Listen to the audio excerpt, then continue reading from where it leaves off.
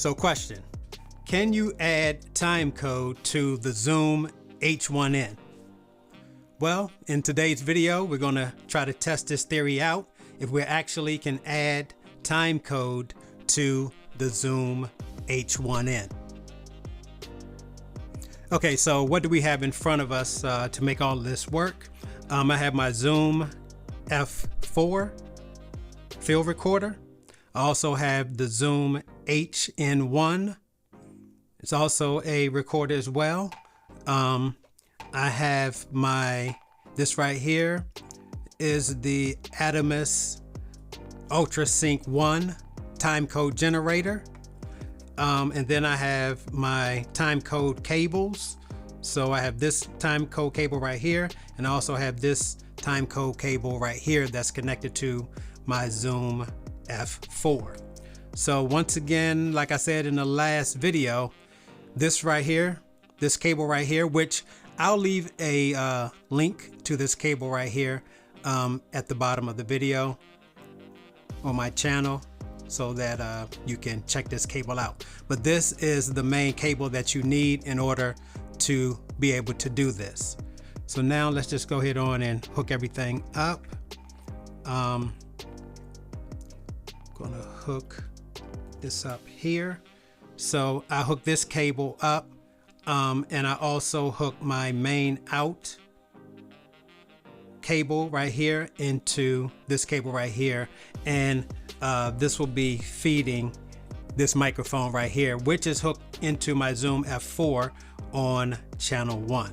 Okay, so I'm going microphone into my ZOOM F4, out of my ZOOM F4 and into my ZOOM H1N.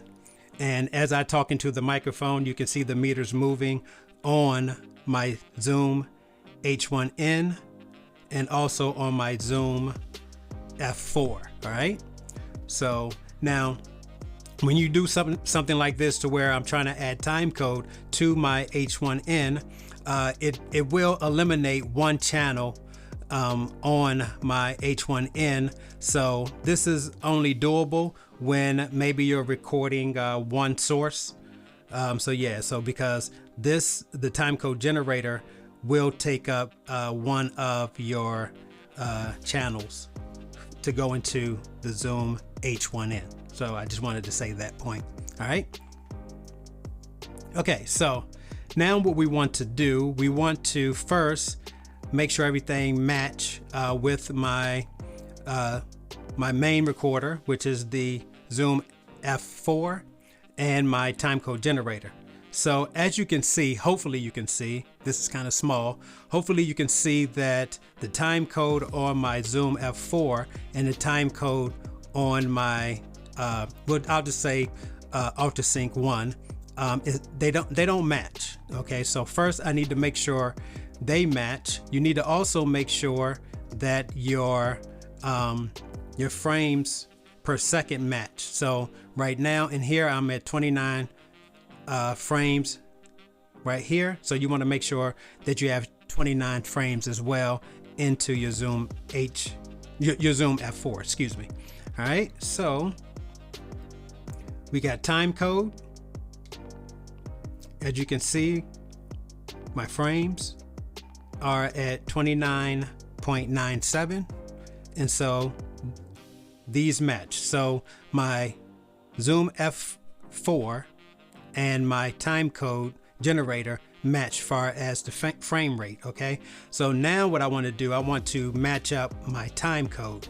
So this cable right here is connected to my ZOOM F4, and it is going out of my ZOOM and it's going to go into my timecode generator. So the timecode that's in my ZOOM F4 is going to be the main or the master timecode, and it's going to go into my UltraSync 1. All right, so let's do that right now.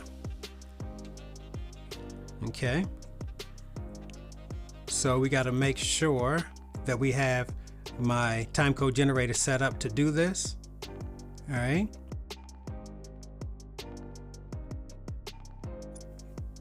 okay, so now all I need to do, I just need to hook this cable up to my timecode generator. Boom. And like I said, hopefully you can see because it's kind of small, but as soon as I hook that cable up to my timecode generator, it synced my Zoom F4 to the timecode generator. So now the two time codes are synced up, and now I can take this off, and as you can see, even with this cable off, they're still synced up, and that's exactly what we want in order to go about doing the next step. Okay, so now the next step is to actually get the time code into the Zoom H1N. All right, so what we're going to do, we're going to take this time code cable right here.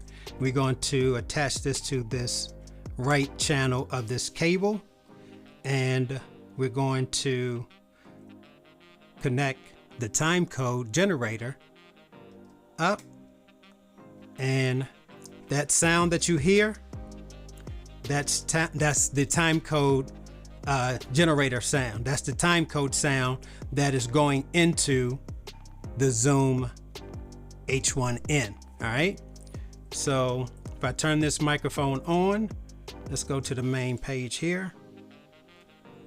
Okay, so now you see me talking into the microphone, this microphone right here. So you see the meters on the Zoom F4, and you also see the microphone meter on the left channel on the Zoom H1N, and that sound that you hear right there,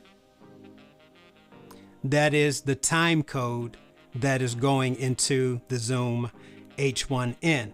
And that is time code, that's an audio track or audio channel time code. That's not time code that's feeding in metadata.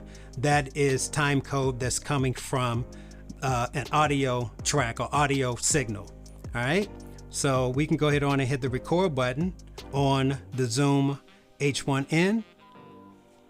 All right, so now it's recording me talk on the left channel, and it's also recording time code on the right channel.